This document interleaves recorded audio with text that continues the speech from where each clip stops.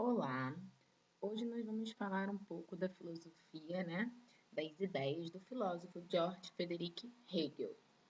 Ele foi um filósofo, né, que vai nascer no período da contemporaneidade, e suas ideias vão influenciar vários outros filósofos, inclusive Karl Marx.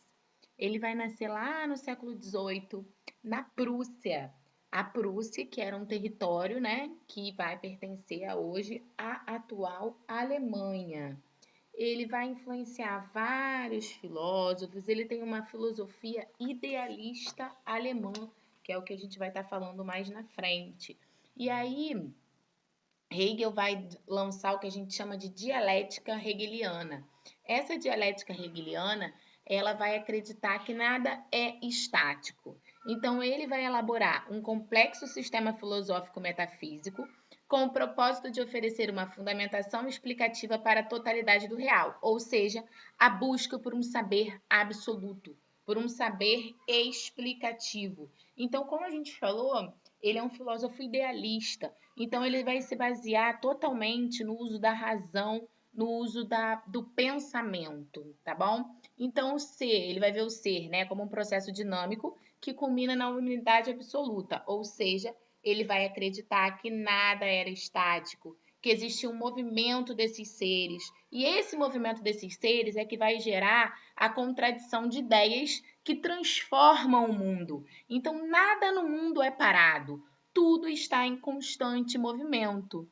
Para ele, a realidade é o que a gente chama de um processo racional. Então, a natureza da realidade é apenas aparentemente contraditória. Há uma lógica dialética que conduz à harmonia final. E essa harmonia final seria a realidade, tá? Ele também fala sobre o itinerário, que é o devir, e o espírito, que é a razão. O devir como a autoprodução do espírito em direção à sua forma absoluta de conhecimento. Essa forma de absoluta conhecimento seria a razão. E aí ele vai dividir, né, nesse conceito, primeiro esse conceito de dialética, que a gente já falou muito em todos os filósofos, né? A dialética, ela tem a ver com a questão da contradição de ideias. Então, toda vez que a gente falar um conceito de dialética, é um conceito que vai buscar a questão da contradição de ideias. Então, para Hegel, a gente tem uma tese, por exemplo, que seria a ideia, a síntese, que é uma ideia, né, que se contrapõe à tese, e a antítese, desculpa, que é uma ideia que se contrapõe à tese, e a síntese, que é a forma de avanço da sociedade. A síntese seria a verdade absoluta, no caso, né? Então, todo esse conflito de ideia vai gerar a tese, a antítese e a síntese. A tese, uma ideia, a antítese é uma ideia que se contrapõe à tese, e a síntese seria a união da tese e da antítese que formam o avanço da sociedade.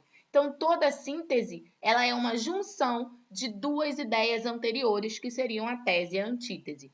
Não significa, gente, que toda síntese ela será para sempre absolutamente a verdade. Uma síntese pode se formar novamente uma tese, uma antítese e uma nova síntese. Mas ele tenta percorrer o caminho da razão através da tese, da antítese e da síntese, tá? Então, a natureza da história é compreendida como movimento, que a gente já falou. Esse movimento de espírito é a razão em direção à expressão absoluta. Ele escreveu um livro que é a Fenomenologia do Espírito. Esse livro se baseava num estudo de consciência. E aí ele vai dividir o espírito, né, em três formas. Quando a gente fala o espírito, gente, esse espírito não tem nada a ver com algo espiritual, religioso, não. Esse espírito que ele trata é a questão da consciência humana, do seu consciente. Então, ele vai dividir essa femologia do espírito em três formas de espírito ou três formas de consciência. A primeira, ele denomina o espírito em si, que para ele é a primeira forma de consciência, é a forma de consciência do ser humano ao nascer, quando ele se percebe um ser vivo, uma percepção individual de que eu existo. Então, por exemplo, quando aquela criança, aquele bebezinho chora porque ele está com fome, ele tem uma consciência de que ele vive, de que ele é um ser vivo, né? Quando ele coloca a mãozinha na boca, ele está explorando o corpo dele, ele tem uma consciência de que ele é o ser vivo. Então, esse primeiro espírito em si é um espírito da consciência que todos nós nascemos e é uma percepção individual. O segundo é o chamado espírito em todos. Nesse espírito em todos, que é a segunda forma de espírito, a gente já tem uma consciência de que a gente vive em sociedade. Então, a gente começa a perceber que nós estamos inseridos em uma sociedade e que essa sociedade também já passou por essa primeira forma de espírito.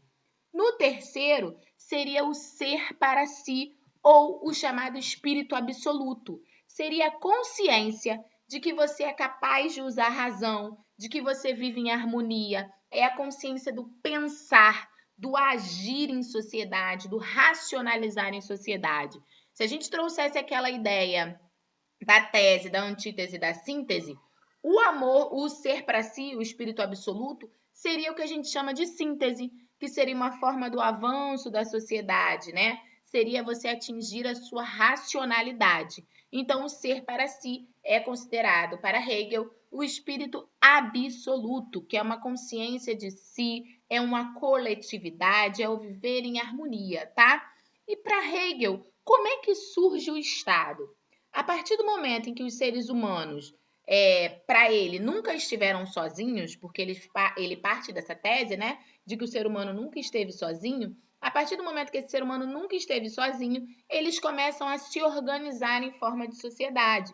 A partir do momento em que eles se organizam em forma de sociedade, começa a surgir o que a gente chama de ideia de Estado.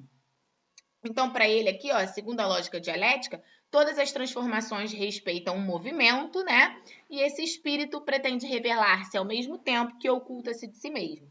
Então, a dialética se desenvolve em 3 etapas, como a gente já falou, a tese, a antítese e a síntese. Então, através da dialética, essas 3 etapas fazem com que haja o quê? Um conhecimento tido como verdadeiro, né? Lembrando que a dialética é o que a gente chama de contradição de ideias. Então, a contradição entre a tese e a antítese gera uma síntese que seria o conhecimento verdadeiro. E aí eu coloquei aqui para vocês, né, cada uma e nós já falamos aí sobre elas.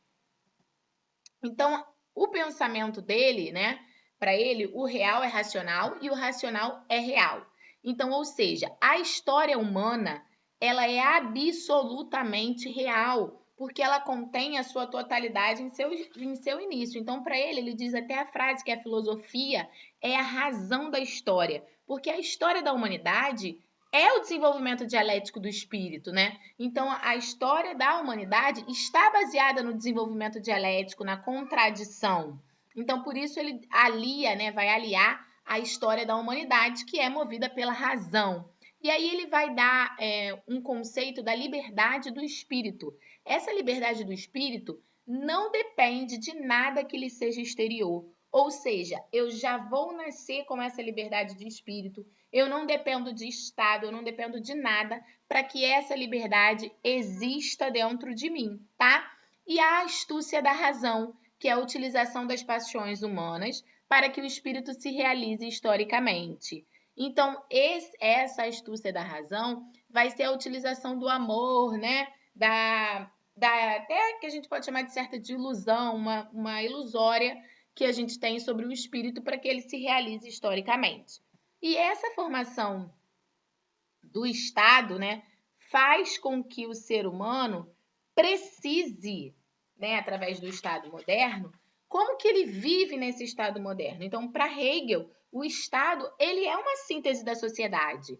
A partir do momento em que a sociedade percebe que ela nunca esteve sozinha, que ela começa a se organizar em forma de sociedade, o Estado seria a síntese, ou seja, a forma de avanço da sociedade, o espírito harmonioso, o estado absoluto. Então, o estado moderno é visto como a realização do espírito absoluto, que é a fusão da liberdade substancial com a liberdade subjetiva. Então, para ele, o Estado surge a partir do momento em que o ser humano começa a se organizar em sociedade, e aí o Estado seria a síntese dessa sociedade.